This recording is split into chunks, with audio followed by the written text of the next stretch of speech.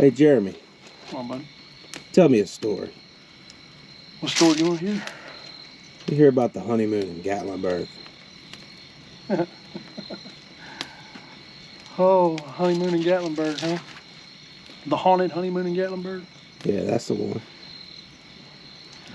So, me and my wife were freshly married, and my parents always paid for the couples.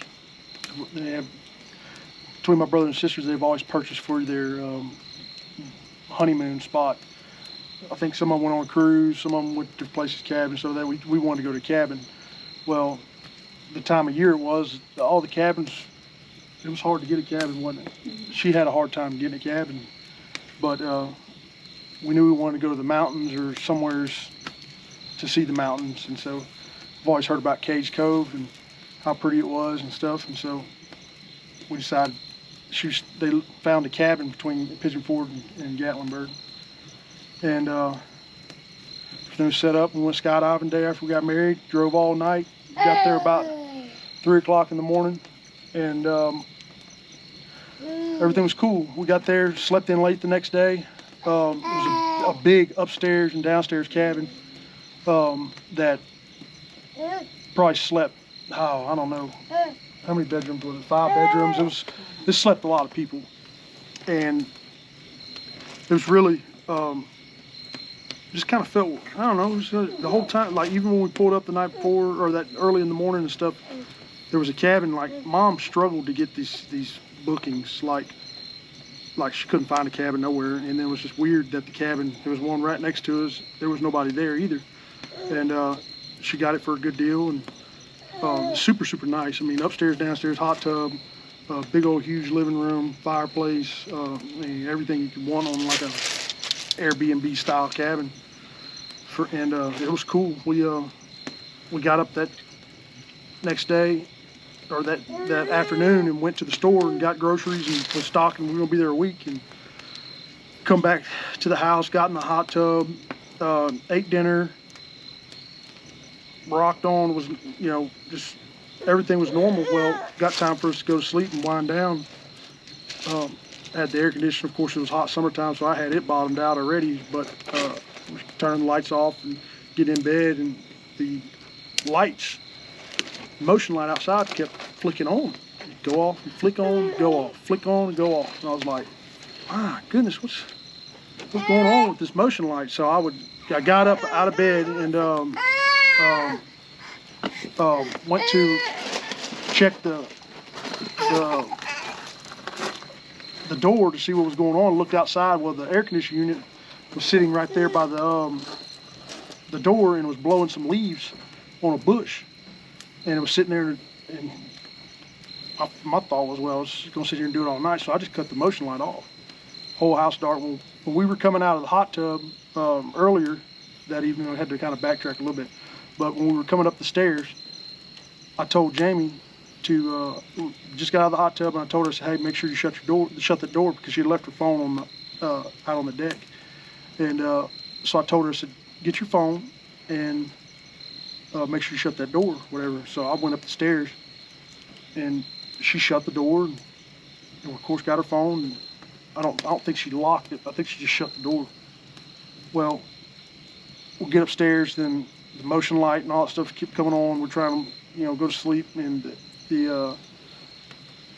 I get up, cut it off, like I've already said. Well, I go back into the bedroom and lay back down. Well, I left the door open about a foot to the bedroom. I could see into the living room. I could see the fireplace, and like I said, this is where it gets kind of weird. I know I've been around a lot of houses. I've been around a lot of old houses. I've been around homes that, you know, the air conditioner kick on and the door will shut, you know, or something, you know, make a noise or rattle or do something just because of the air pressure, you know, in the house when that unit kicks on. Well, air conditioner was on. We already had that established. There was nothing was off as far as the air conditioning that would cause what happened next. And we're laying there, and I got my eyes about half open, and I'm looking into the living room. And when I tell you, it was like somebody mule kicked the door to our bedroom, brother. Hey, that door bounced off the wall. It was like somebody hit it that hard. Son, I come up out of that bed.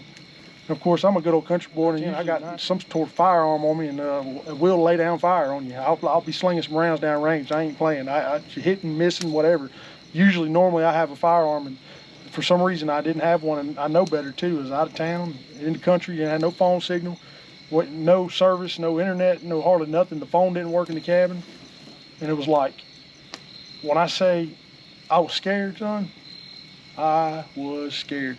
I come out of bed, and the only thing I had was a case pocket knife, son. I flipped that joker open, son, and I went to searching. My wife, she knew, when she seen I was scared, she was scared.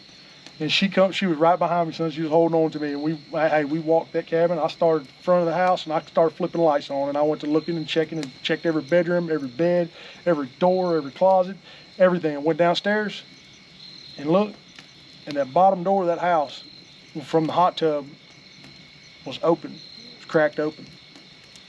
I said, babe, I told you to shut the door to the downstairs. She said, baby, I promise I shut the door. I said, well, I shut it and locked it, searched the game room, searched everything. I searched up and down, high, low, whatever, nothing. Man, we were still scared. I mean, I'm talking about, I was still coming down from that adrenaline rush of fear, and I was like, man, I don't know what's going on. We wound up turning the TV on. I think we even found out that we got a Bible when we got married. We opened the Bible and read the Bible some, just trying to wind down and go to sleep. And it was weird, just felt weird, almost like somebody was watching you or something.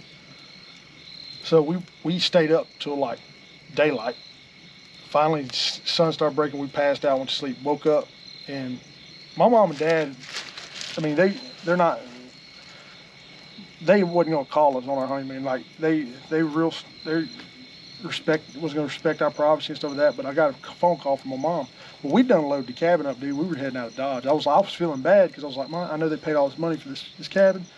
I feel like we got to go. I don't know. I don't feel comfortable staying here. I looked at my wife and I asked her, said, you think we'll leave? She's like, I don't really feel safe here. I was like, well, I don't either. So we loaded everything up. Well, my mom calls me and she's like, hey, bub. I was like, hey, Mom, everything all right? She said, yeah, I was just checking on y'all, just make sure, everything okay? I was like, Mom, we're not really feeling comfortable with this cabin. I think we're gonna leave. She said, yeah, Bubba, do that. And I said, okay. So hung up the phone, we took off, went to Arkansas, whatever. We drove around, just wound up making a big circle before we come to the house. This is where things get crazy. My mom, when we get home, she said, Bub, she said, I don't know what happened. I don't know what was going on. She's like, but that same night, she said, I was dead asleep, passed out in bed, and she said, I woke up, and I'm going to be cautious because I know some people ain't religious folks and stuff like that, but my mom and dad are very religious, and this is not stepping on anybody's toes, and this is not pushing anything on people that don't believe or nothing like that, but Mom's a spiritual woman, and she said she woke up in the middle of the night and felt the need to pray for her son and her daughter-in-law like she's never felt it a day in her life. She'd come up out of that bed and was travailing, laid on the floor crying before God, asking God to keep his hand of protection on us. Woke my dad up. My dad's like, John, what's wrong with you? She said, I don't know. I just feel this weight. I feel this heaviness and pray for my son right now. She went back to praying, and she prayed until she felt that feeling go away. And that's fine. I mean, that's a mama's intuition or whatever, and I appreciated her doing that. But that's really not even the crazy part. The crazy part is it's 2 months later. We're at a couples meeting with the church. All the couples at the church would gather up and we'd go eat and dinner at one of our friends, one of the couples' houses, whoever it was. At the time it was Jana and Steve and Terry. And we're talking, just conversating, having a good time. We'd done eating, and it was about people were leaving and going home and stuff, and we were sitting down talking, and Jana said, well, how was your honeymoon? Where'd y'all go and stuff like that? And we told her, and she said, well, did y'all have a good time? I said, well, and I started telling her the story, her and Steven, about the story of what happened to us. It's kind of like, we had a good honeymoon. It wasn't bad, but the first part of it was kind of sketchy, and she starts crying. And I'm like, I thought thought I said something maybe to offend her or hurt her feelings or something like that. But she gets teary-eyed and she says, I didn't want to say nothing to y'all because I didn't want to freak y'all out or you'll worry y'all. But she said the reason why I asked is, she said, because that same night, she said I went to sleep like normal. Me and Steven. She said I woke up, I had the most horrific nightmare I've ever had in my life. She said, I seen you and Jamie coming out of the woods somewhere. She said, I don't know where at. She said, I just know y'all was coming out of the woods and holding on to each other. And y'all was trying to walk up to this road and y'all was covered in blood and clothes was ripped and torn. And she said, y'all was in a bad bind. She said, I didn't know, it looked like y'all had been just half beat to death. She said, your face was all swollen and y'all was bleeding, and cuts, and it was nuts. And she said, she's crying, telling me this. She said, I just got up and I felt like I needed to pray for y'all so strong, like I've never felt in my life. And she said her husband, Stephen, he was getting up at the time about 3:30, 4 o'clock in the morning and mowing high lines. And so she got up and didn't want to disturb him. She knew he had to get up early. And she said she kind of got up and was praying, and she looked over at her husband, and he was laying there, and he opened his eyes up, and he was sweating. And she said, what's wrong, baby? He said, you're not going to believe this. He said, I just had this most terrible nightmare about Jeremy and Jamie. And he explained the nightmare almost to a T of the way she had just had her nightmare.